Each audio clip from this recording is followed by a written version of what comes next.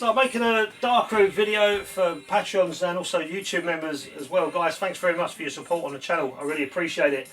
Making these sort of videos for you guys is a little bit easier than putting them out on the channel because I can listen to music in the background and I won't get any copyright strikes because it's an unlisted video. Well, at least I don't think so. Anyway, bit of a sad story. My microphone on. Where's the microphone on? Forgot my microphone. I have to put my microphone on. Might make it sound a little bit better. Let's get this on. Put my phone down there. Oh, there's no card in it. I've got to go and get a card.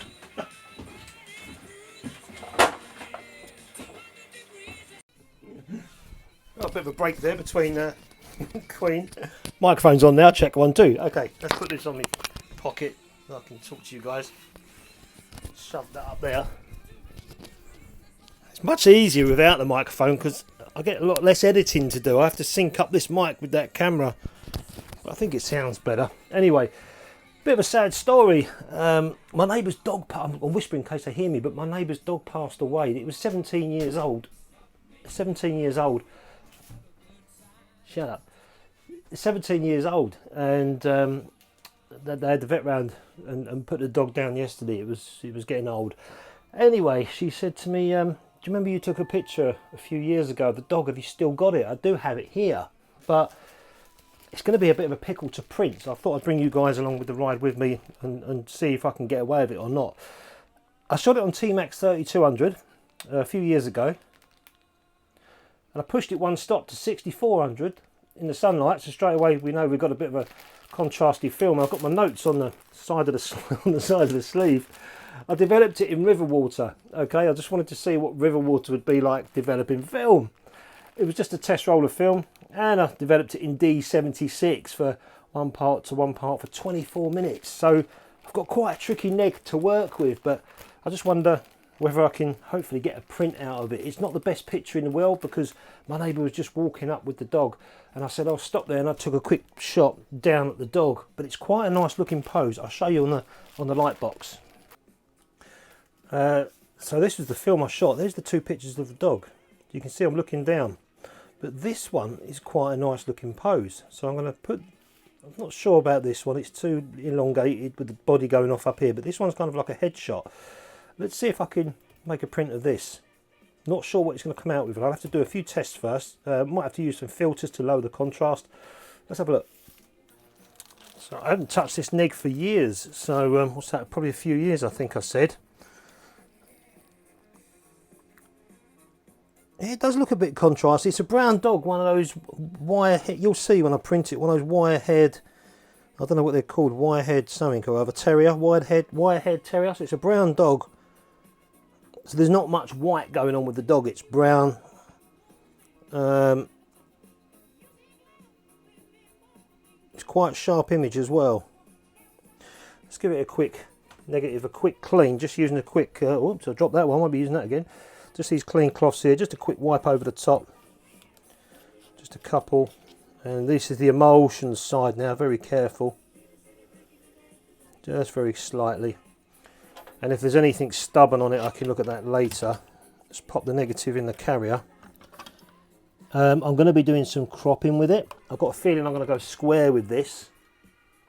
So I'll stick that in the enlarger. And we'll start off with a 2.5 grade filter, because from there I can decide if I need to lower the contrast or increase the contrast.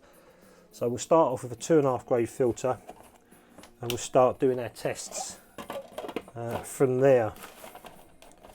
Okay, I'm going to be using Kentmere VC Select paper. This is a lustre paper. Usually you see me using gloss, and all this paper is the stuff that you guys help me get on the channel. So I really do appreciate you know, your input and also your kindness with the stuff that with my channel and what I'm doing. So I recently got this paper. This is lustre paper. Usually I use gloss, but on the channel sometimes it's hard to show gloss because of the lights reflecting off of it, so I thought I'd have a go with some lustre paper.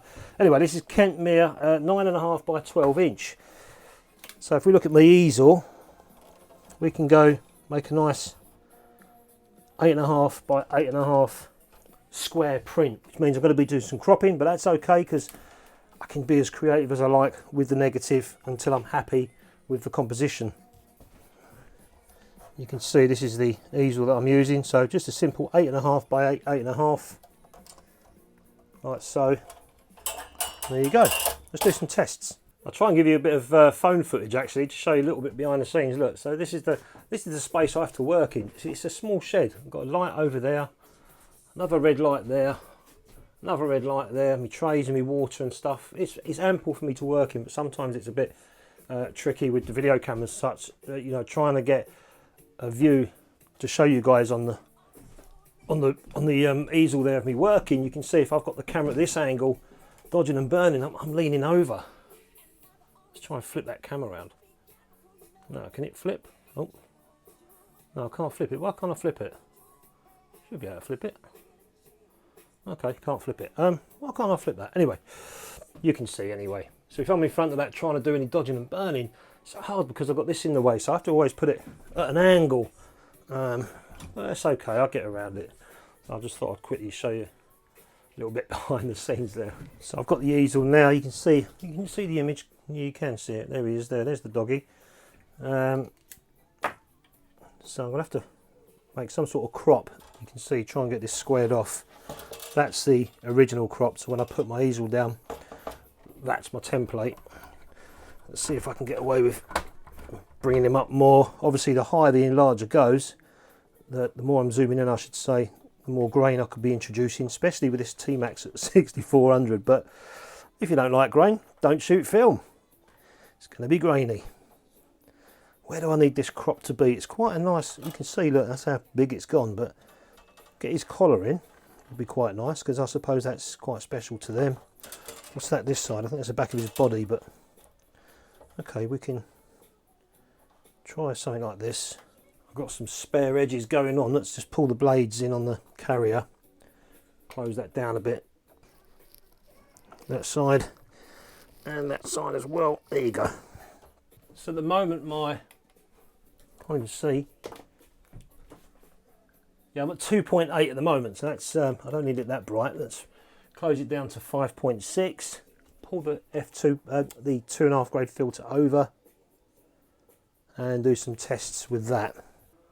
This is, I'm going to be doing some f-stop printing. So this is an f-stop timer that was kindly sent to me by Filmomat. I've got to be doing some reviews on this soon on the channel.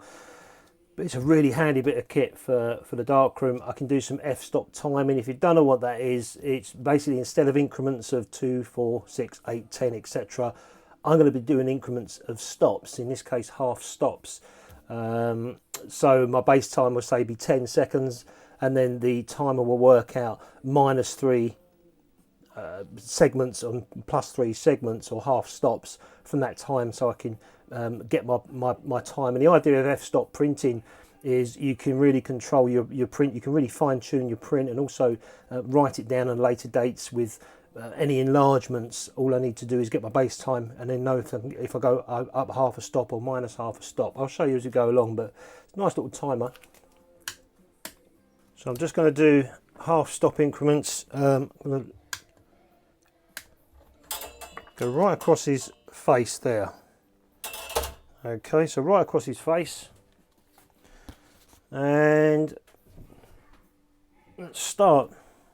Base time 10 seconds.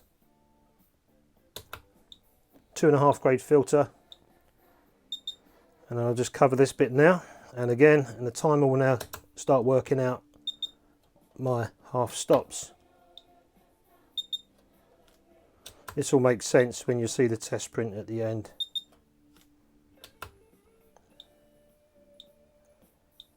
Bit of Pink Floyd going on there.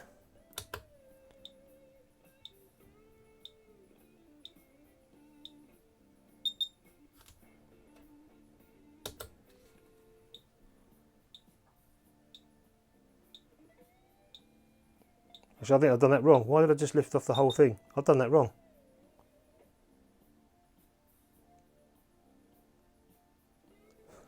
I've done that wrong. I shouldn't have lifted it off. Let's do it again. This is the stuff. Let's go across that way, actually. We'll try that again. The whole paper gets flashed first. Now I can do my increments. So I'll end up with 7 increments basically along the whole test strip. Lighter to darker. Sorry about that mistake there a minute ago. I hate wasting paper. For any of you that have got a dark room, you'll know exactly what I'm talking about. That's better. Last time I lifted it off and exposed the whole sheet again twice, man. It's because I'm talking and doing this at the same time. Okay, let's put that in the developer. Bring the camera over.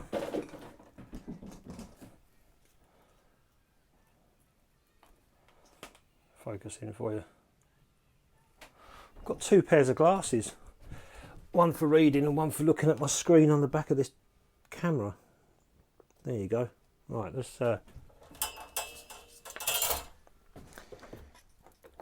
case you're wondering about the camera, can I have the DSLR there, the video camera, working in the darkroom? Yeah, because it's all red.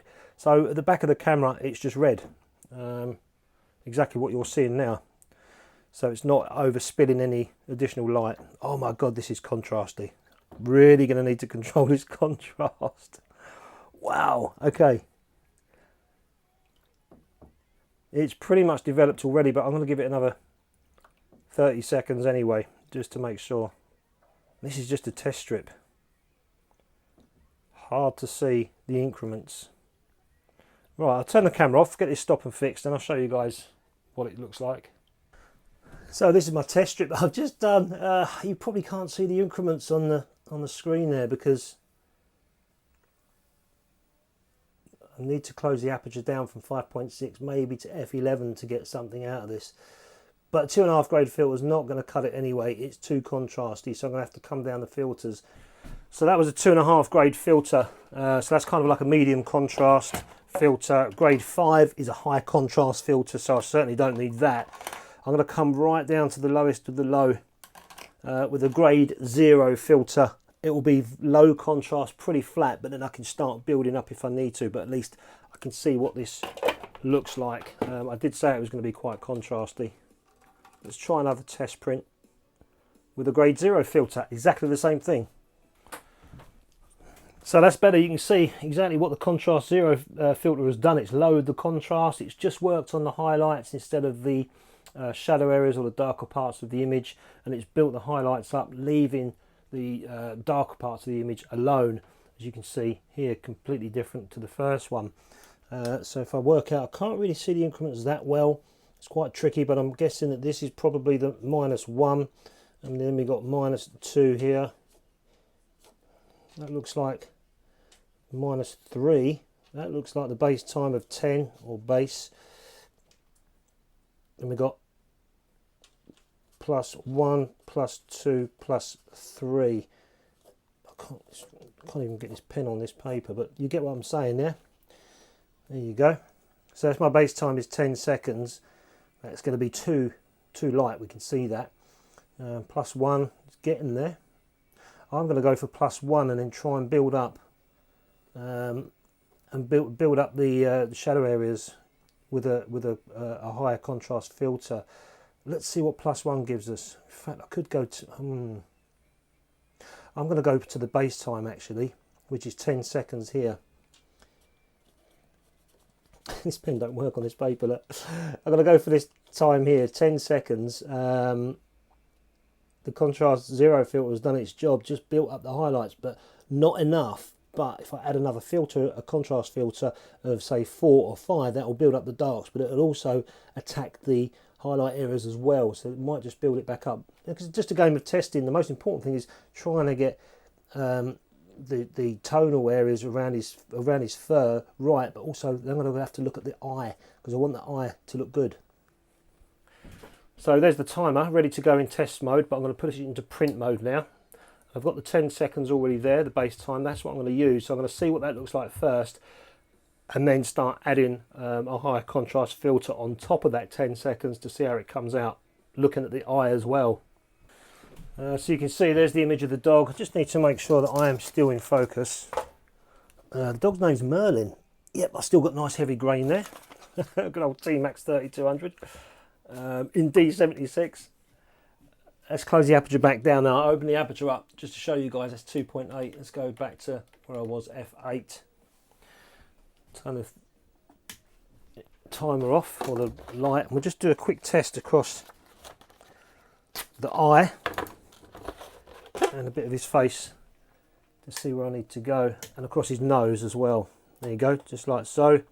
And we'll let that go for 10 seconds with a contrast 0 filter. And I'll see how that looks.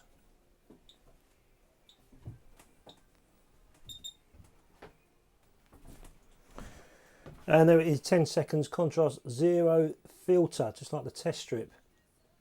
You can see these darker areas here. I'm just looking on the camera. Yeah, you can see they're not dark as they should be. I know that because I've left it looking like that on purpose, knowing that I'm going to put a harder contrast filter on top of that in a moment. The most important thing is the highlight in his nose and also the highlight in his eye that I need to make sure that that's there. I can't lose those highlights. If I lose them highlights, we've lost the whole thing. You know, the catch light in the eye is important, and also the nose. So let's use that 10 seconds, and now I'm going to put a contrast 5 filter. I'll show you what that is there.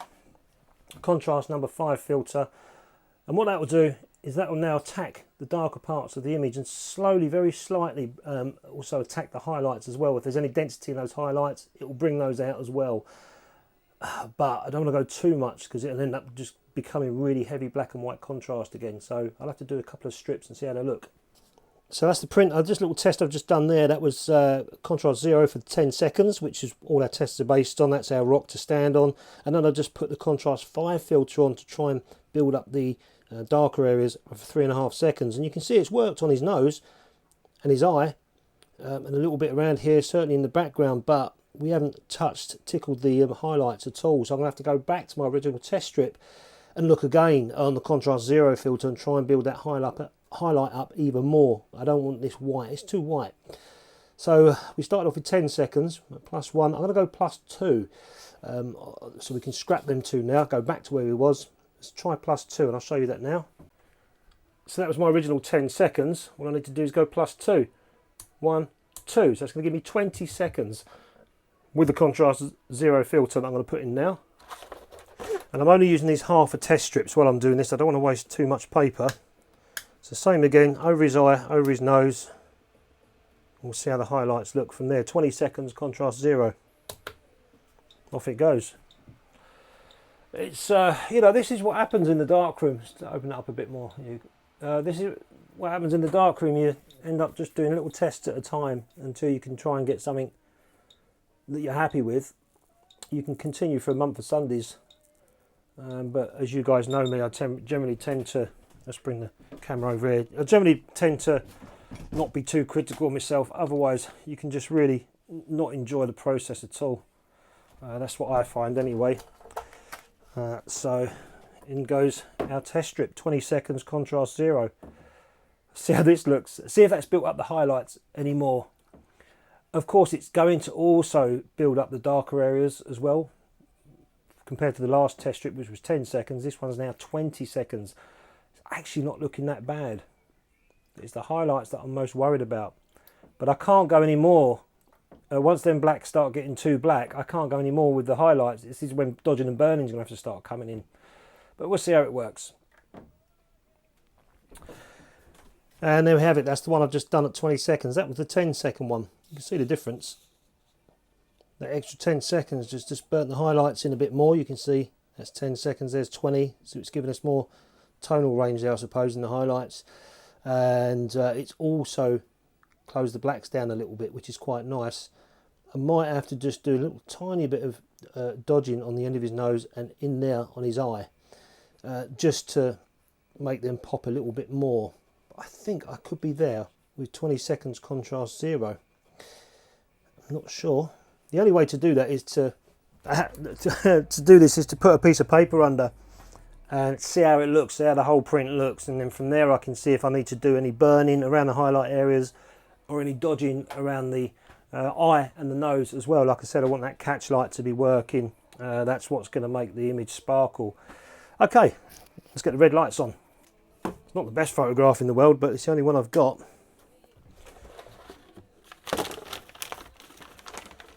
Another piece of paper out.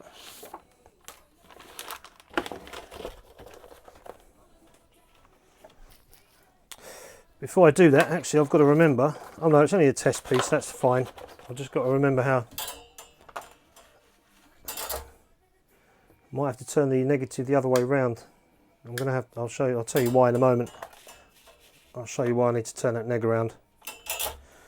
But for now, let's do the 20 seconds that we said.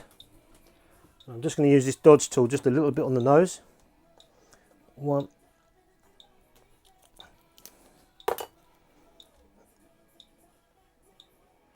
And on his eye.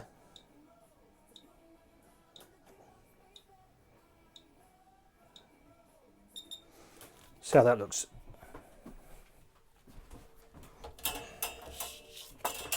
So basically the image is going to be upside down on the paper.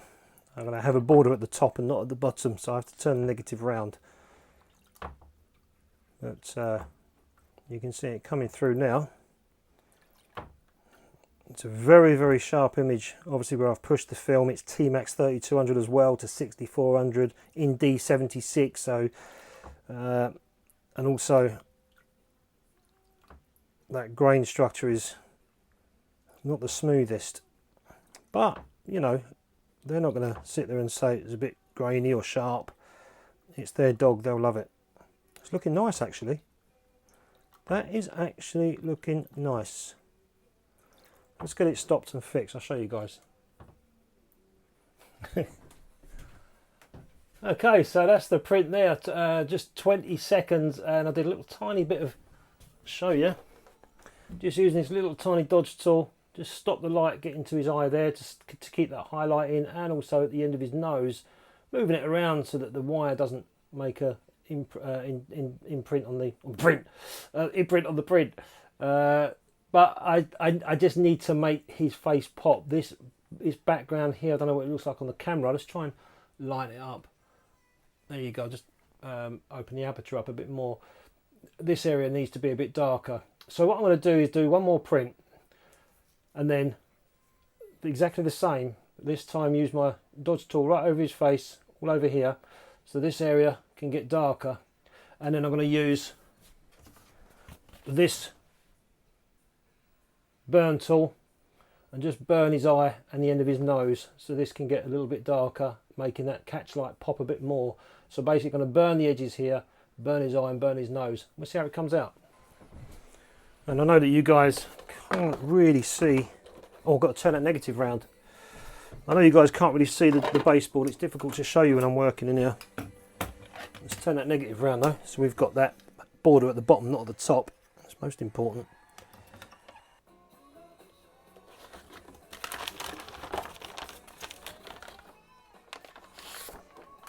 Bit of Earth, Wind and Fire playing in the background. I hope YouTube don't penalise me for having this music on. Oh dear, I'll get a copyright strike. That'll be fun, won't it? Okay. Get my tools ready, my burn tool.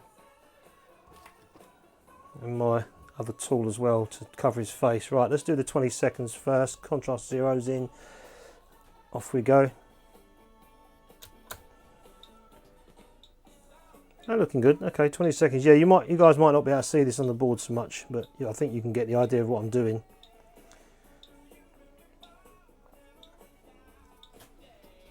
Now just get the catch light back in. There you go. Now I'll have to count this in. Covering a whole lot, and now I can just bring it down, count 1, bouncing 2, bouncing 3, bouncing 4, bouncing 5. I'm just trying to burn them vignette in, if you like. Get those edges really darkened out so you can just see his face.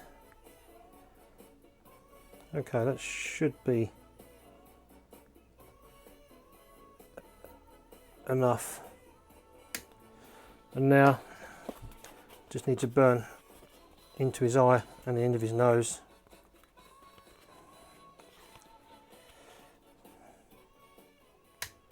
And again.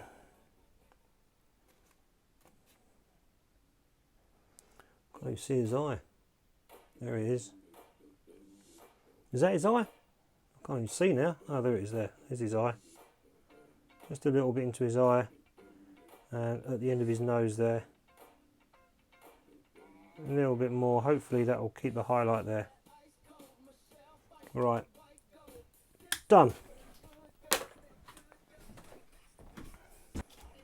Let's see how this looks. The only thing is I don't think I dodged the catch light on his nose and eye long enough. We'll soon see. I need that to sparkle. It looks okay so far.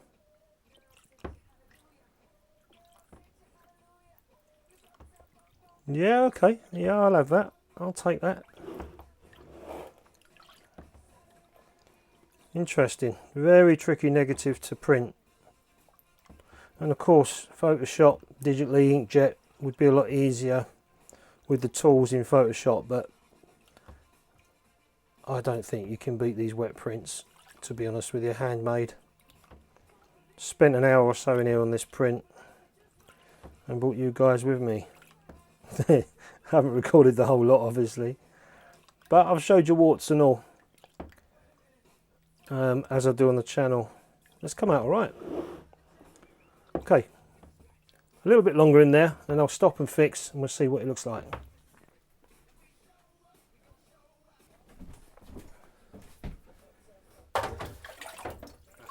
Merlin's in the wash, and that looks nice. I could go on for a month of Sundays trying to perfect it, but I like it. I'm happy. If there was anything that stood out and said to me, I don't like that, instantly I'd start trying to fix it. But to me, that looks nice. Let's get it dried, see what it looks like. There you go, and there's the finished print. That's Merlin sitting there, and you can see, let's have a look between the two. Although the light's nearer that one, but that is light around the edges.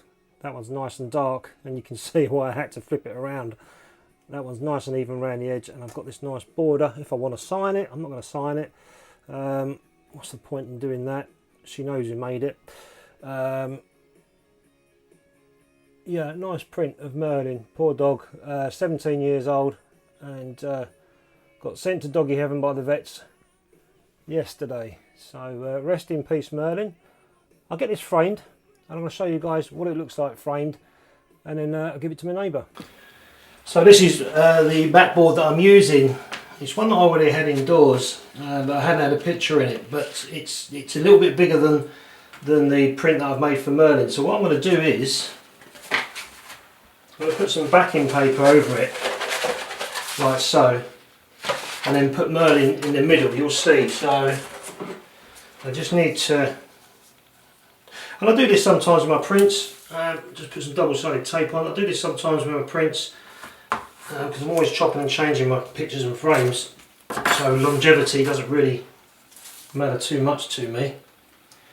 I just like doing things differently sometimes. I've got a matte board cutter, so I could cut a brand new mat for it, but I think this will look quite nice. You guys tell me what you think at the end. So this is just double-sided tape that I'm putting on, so I can stick that heavy paper. It's actually background paper for portraits. There you go.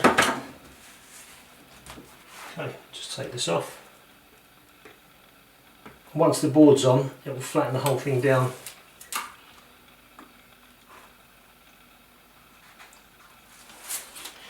Off goes the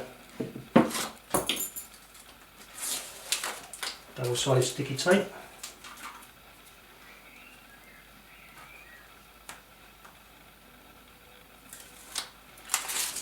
Hopefully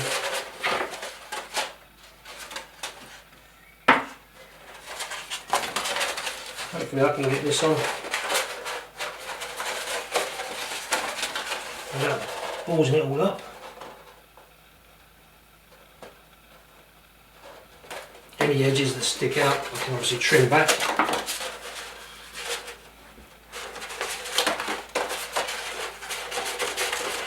It's really curly, making it a bit tricky, but there you go.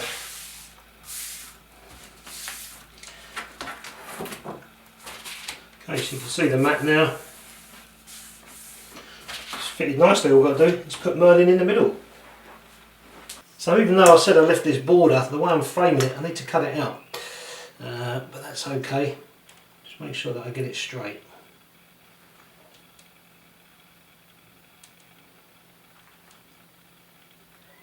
Got to hope that's straight.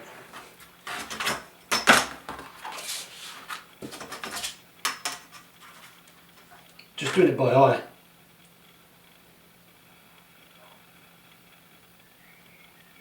That's good. That's good enough to me.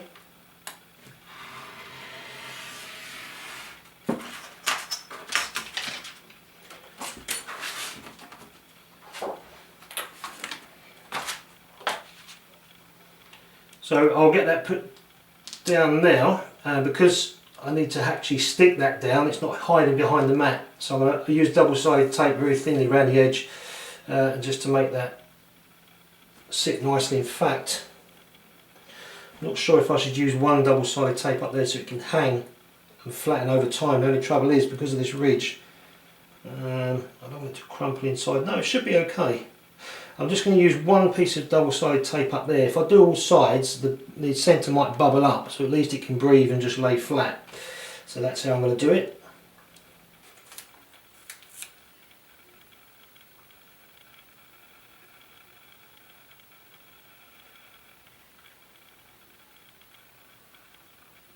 Like so. Just trim the edges off.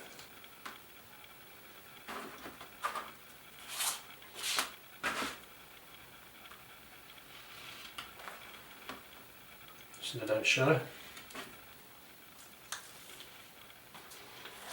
Now if this doesn't lay right, first time, I'll have to do it all again, which I don't want to do. My finger's on the print, don't worry, that'll be wiped off in a moment.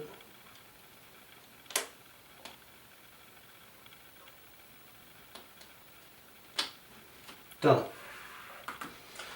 How's that? How's that for starters? The last thing to do is just get my fingerprints off if there's any on there, like so.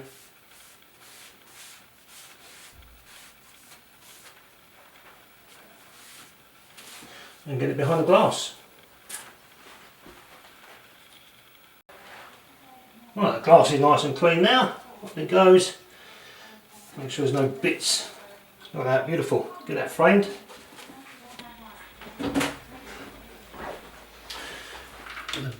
Put the back on, put the pins down. Give the frame one last clean.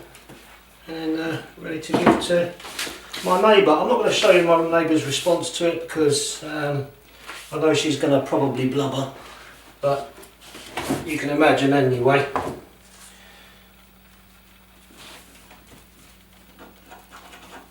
You can imagine that she'll be happy.